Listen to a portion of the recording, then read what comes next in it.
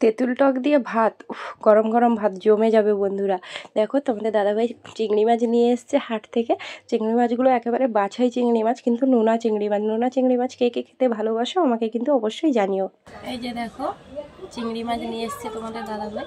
তো আজকে চিংড়ি মাছের তরকারি করব, রেসিপি বানাবো। কী কী চিংড়ি মাছের রেসিপি করি তোমরা দেখতে থাকো। তার আগে চলো মাছগুলো ছাড়িয়ে নিই, চলো।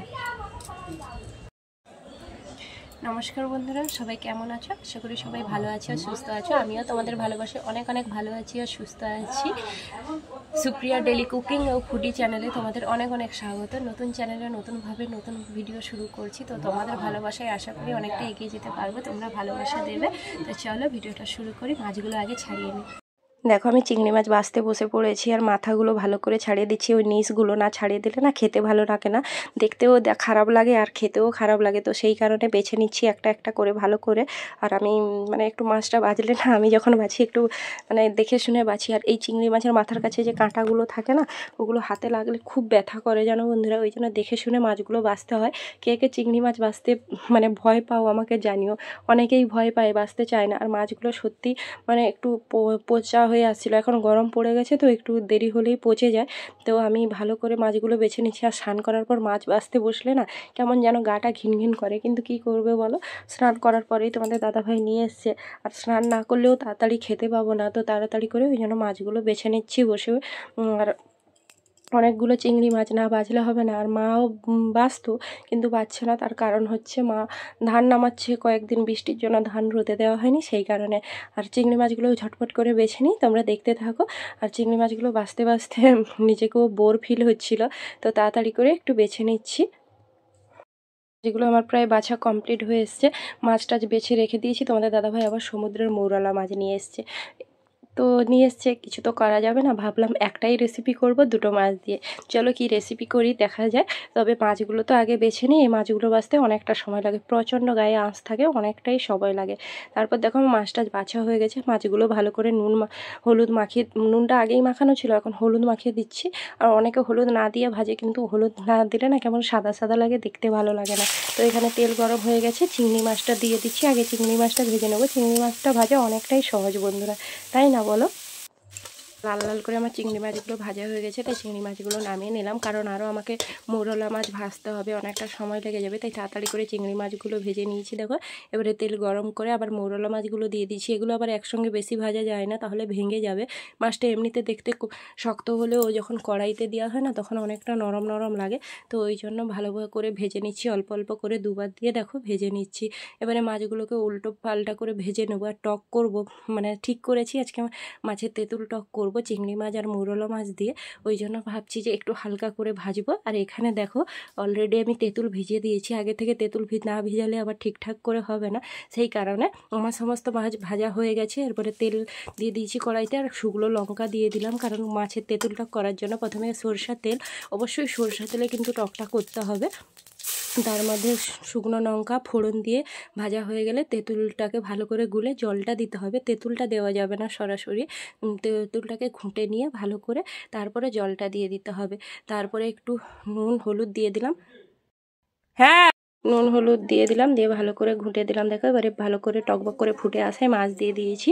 কারণ না যতক্ষণ ফুটবে মাছ দেওয়া যাবে না, তার কারণ হচ্ছে না হলে মাছগুলো মানে ভেদে ভেদে হয়ে যাবে, খেতে ভালো লাগবে না।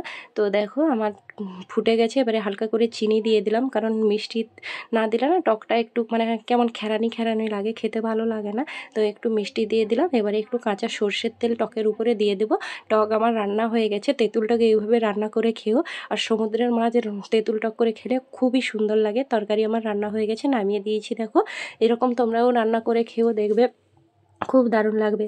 এরপর আমরা খাওয়ার সময় দেখাবো যে কতটা তৃপ্তি করে খেলাম। অন্যান্য মানে মাংস কেউ হার বানাবে। এবারে একটু পেঁয়াজটা ভেজে নিচ্ছি, কারণ শাক নিয়ে এসেছিলো তোমাদের দাদাভাই, শাকের চচ্চড়ি করবো বলে। আর আমি শাকের চচ্চড়ি সর্ষে দিয়ে করি না, তো সেই কারণে তেলের উপরে পেঁয়াজ আগে দিয়ে ভেজে নিয়েছি। তার মধ্যে হলুদ গুঁড়ি আর লঙ্কা গুঁড়ি দিয়ে নুন দিয়ে একটু ভালো করে ভেজে এবারে শাকটা তুলে দিলাম। আর শাকটাকে এইভাবে রান্না করলে না খুব সুন্দর লাগে। শাক আলু বেগুনের চচ্চড়ি এইভাবে যদি কষে কষে করা হয়, একটুও জল না দিয়ে, খুব টেস্টি হয়। আর সর্ষে বাটা দিলে না এতটা খেতে ভালো লাগে না, ওই জন্য ভালো করে কষে নিচ্ছি। দেখো বারবার এরকম কষতে কষতে কষতে কষতে অলরেডি নরম হয়ে যাবে আমার। দেখো চচ্চড়ি অলরেডি হয়ে গেছে, গ্লাস দিয়ে একটু থেসে দিলাম যাতে মাখা মাখো হয়ে যায়। চচ্চড়ি আমার রান্না হয়ে গেছে বন্ধুরা, এবারে নামিয়ে নেব। দেখো আমার সব রান্না কমপ্লিট হয়ে গেছে। এখানে চিংড়ি মাছ ভাজা রেখেছি রাতের জন্য, আর এখানে তরকারি আছে, এখানে মাছের টক। রান্নাবান্না শেষ করে খেতে বসে পড়েছি সবাই মিলে। আর এখানে মা মাংস বাড়ছে, এটা কাকুদের বাড়িতে হয়েছিল দিয়েছে। এখানে তোমাদের দাদাভাই অলরেডি অর্ধেক খাওয়া হয়ে গেছে, কারণ আমি মেয়েকে খাইয়েছিলাম, তাই আমার আসতে একটু দেরি হয়ে গেছে। চলো আমিও খেয়ে নিই।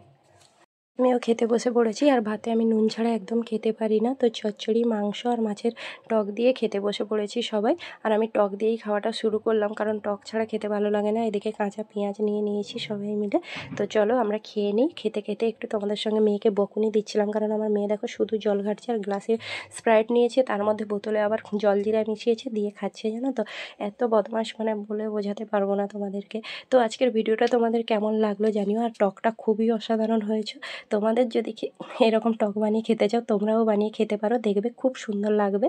আর আমাদের বাড়িতে প্রত্যেকেই টক খায়, তোমরাও খেয়ে দেখো, দেখবে অবশ্যই ভালো লাগবে। আর আজকে রবিবার বলে তোমাদের দাদাভাইও আমাদের সঙ্গে খেতে বসেছে। মা, আমি, দাদাভাই একসঙ্গে খেতে বসেছি, তাই তোমাদের সবাইকেই দেখালাম আজকে। যে সব দিন তো আর দেখানো সম্ভব হবে না, কারণ কাল থেকে তো আমার দাদাভাই স্কুল আছে, চলে যাবে, তো সেই কারণে একসঙ্গে খাওয়া দেখালাম। সবাই মাংস আর মাছ দিয়ে খেয়ে নিলাম। তবে মাংসর থেকে আমার মাছটাই টেস্টি হয়েছে। আর মায়ের কাছ থেকে একটু নুন নিয়ে নিলাম, নুন ছাড়া আমার চলে না। তো চলো সবাই ভালো থেকো, সুস্থ থেকো। আজকের ভিডিওটা এই পর্যন্ত। আর যদি তোমাদের ভিডিওটা সত্যিই ভালো লেগে থাকে, তাহলে লাইক, কমেন্ট, শেয়ার করে দিও অবশ্যই।